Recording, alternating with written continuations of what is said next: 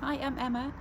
Just wanted to explain to you very, very briefly. I often get the questions about what is the difference between mindfulness and meditation.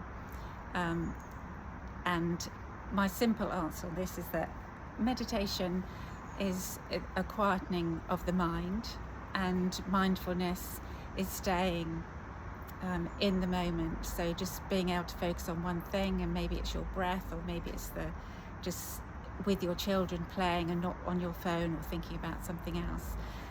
People feel like meditation is something that they could feel that maybe they can't ever possibly achieve. I still sort of struggle with it, but it's not really a destination like you can just say I can meditate.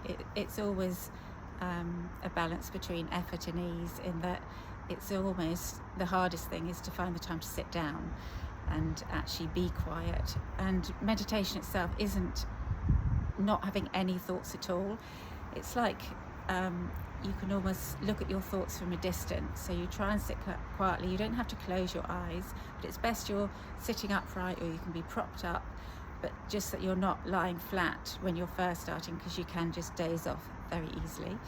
And then it's really paying attention to maybe one thing, so that you can try not to be distracted. So you could be listening to a short piece of music or a repetitive mantra, which is like a little chant, or you can just follow your breath, things like that. Or some people use japa mantra, which is to use beads, so you count the beads through a bit like a rosary to help you stay focused. And essentially, when you feel that there are other thoughts coming in and you'll suddenly realise, oh, I'm thinking about what to cook for dinner or whatever, you'll say, oh, I'm thinking. I'll bring my thoughts back to the count of my breath.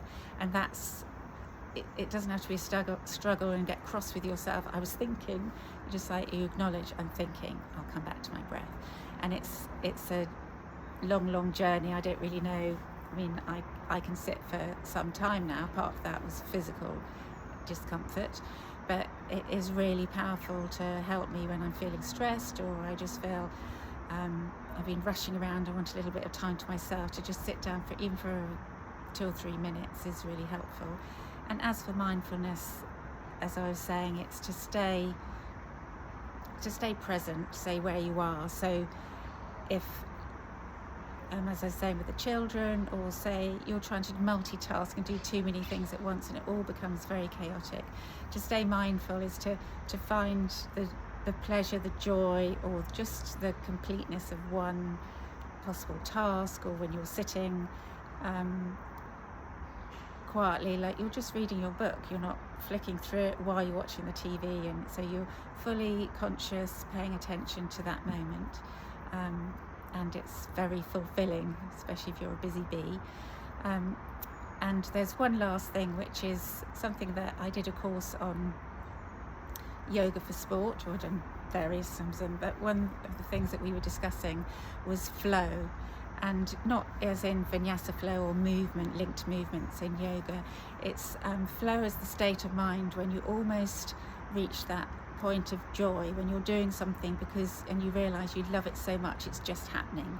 And it could be likened to, say, when you were tiny and you were whizzing down a hill on your bike, and it's that feeling of you're not even pedaling, you're just squealing, and you can feel the rush of the air through your hair and past your ears, and it's just that complete joyful moment. And in relation to sports people, we were talking about that they lose the joy. You've got outside pressures from competition, your parents, the fact that money's been paid for you to get to wherever you're going to compete, and how you can just completely lose the love for something that you stuck with because you've enjoyed it so much. So sometimes to find flow it's a tricky, ethereal thing to say, but it's that to remember that some things that you do them because you enjoy doing them, and just forget all that. It's like running. It's like take off the heart rate monitor, the watch, or when you go walking, is to maybe not take the dog because he's really stressful like mine.